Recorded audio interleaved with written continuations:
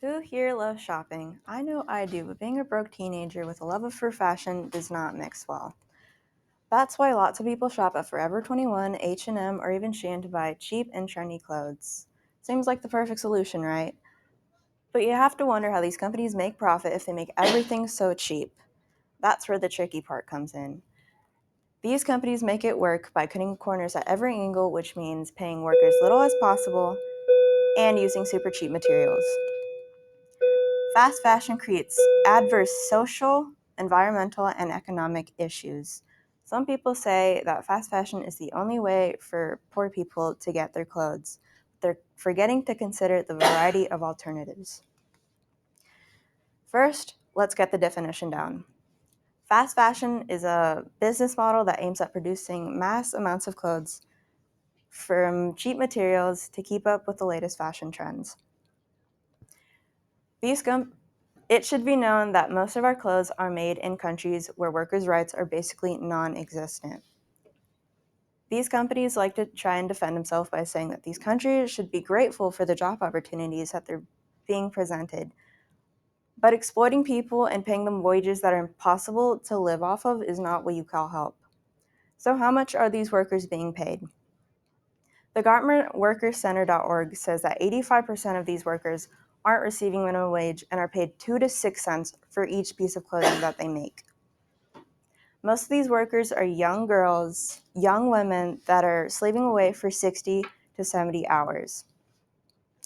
An even scarier statistic is that 1 in 6 children in developing nations are being forced to work in sweatshops.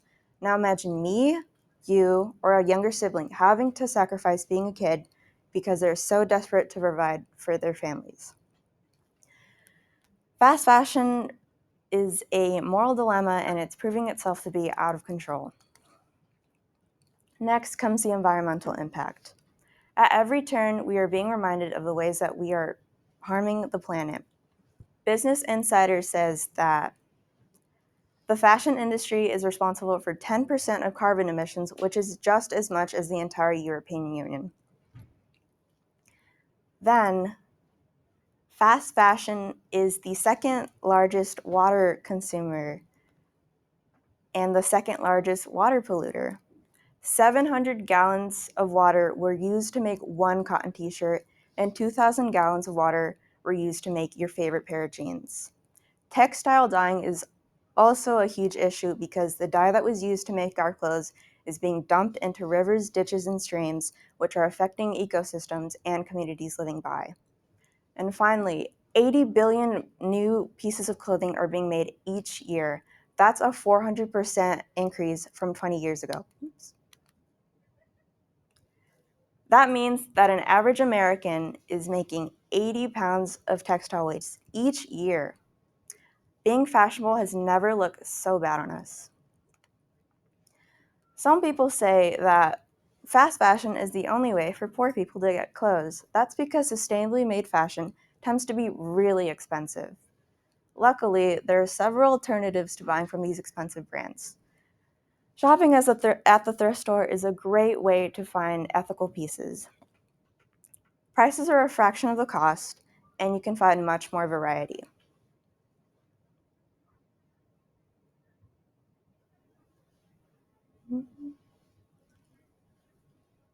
Many young people have embraced thrifting because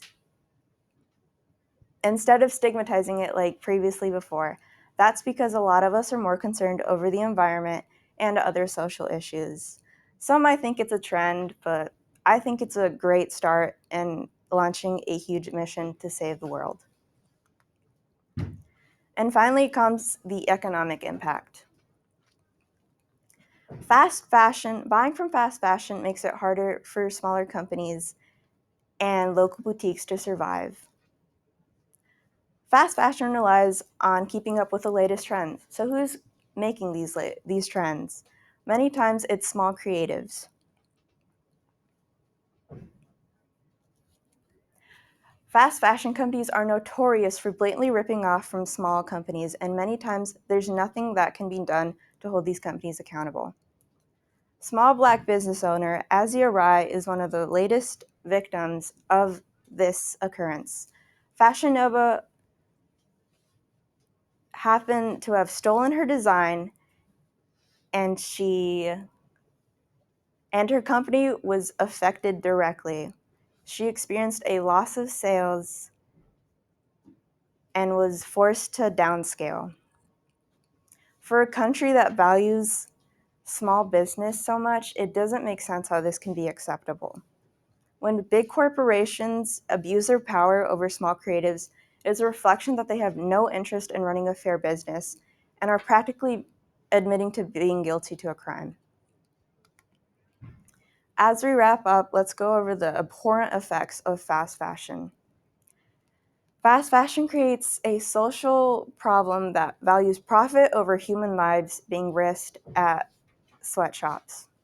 Then comes the environmental issue that comes from endangering our environment and producing mass amounts of garbage.